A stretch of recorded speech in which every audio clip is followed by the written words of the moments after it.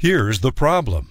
Every year, more than 500,000 homes right here in the U.S. are damaged or destroyed by fire, hurricane, tornado, flood, or earthquake. But only 3 out of 10 homeowners have enough insurance coverage to rebuild their home and replace their possessions, which means that every year, 350,000 homeowners discover that their insurance doesn't pay for all their losses, and that it will cost them tens or even hundreds of thousands of dollars. There are 2 reasons for this. 1, the cost to rebuild or repair a house will almost always exceed its original construction value, due to the higher cost of labor and materials, as well as changes in building code requirements. And 2, most homeowners fail to update their coverage after making home improvements, like room additions, custom kitchens, appliance upgrades, landscaping, and remodeled bathrooms, or purchasing expensive furnishings like antiques, artwork, collectibles, and home entertainment systems. For example, when Sarah and Nathan purchased a 2,200 square foot home outside of Denver in 2002, they insured it for $286,000, which was based on an estimated construction cost of $130 per square foot. But in 2004, they renovated the entire kitchen with upgrades to cabinets, countertops, and appliances. 2 years later, they completely remodeled the master bathroom. Then in 2008, they built a large deck off the back of the house with a stainless steel gas barbecue and a sunken tiled hot tub.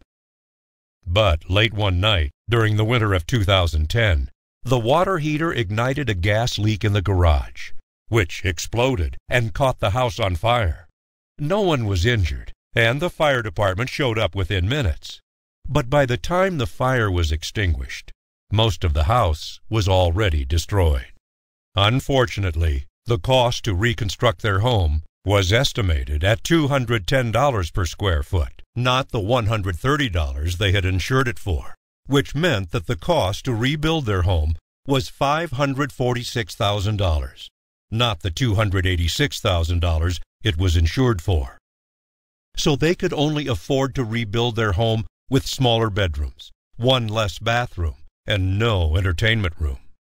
What's more, the actual cost to replace all their personal possessions exceeded their coverage maximum by more than $100,000, which meant that they lost over $300,000 as a result of the fire. So how can you protect the value of your home and its contents?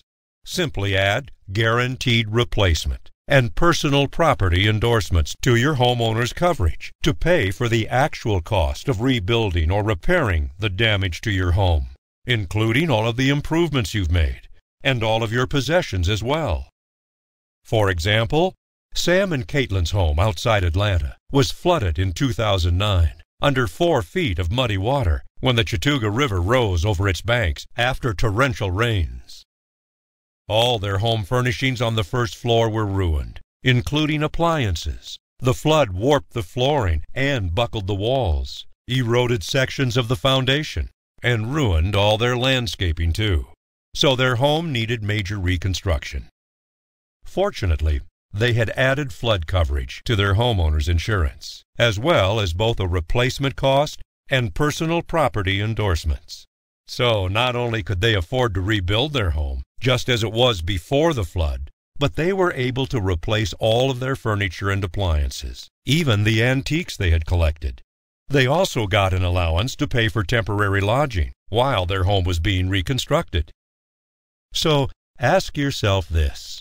Knowing that yours could be one of the 500,000 homes damaged or destroyed every year, and that you could be one of the 7 out of 10 homeowners who are currently underinsured, doesn't it make good sense to review your homeowner's coverage with the insurance professional you trust for information and advice? And doesn't it make good sense to include both a guaranteed replacement cost and a personal property endorsement in your homeowner's coverage? After all, isn't it better to know that you've protected your home and its contents than to regret that you could have protected them and didn't?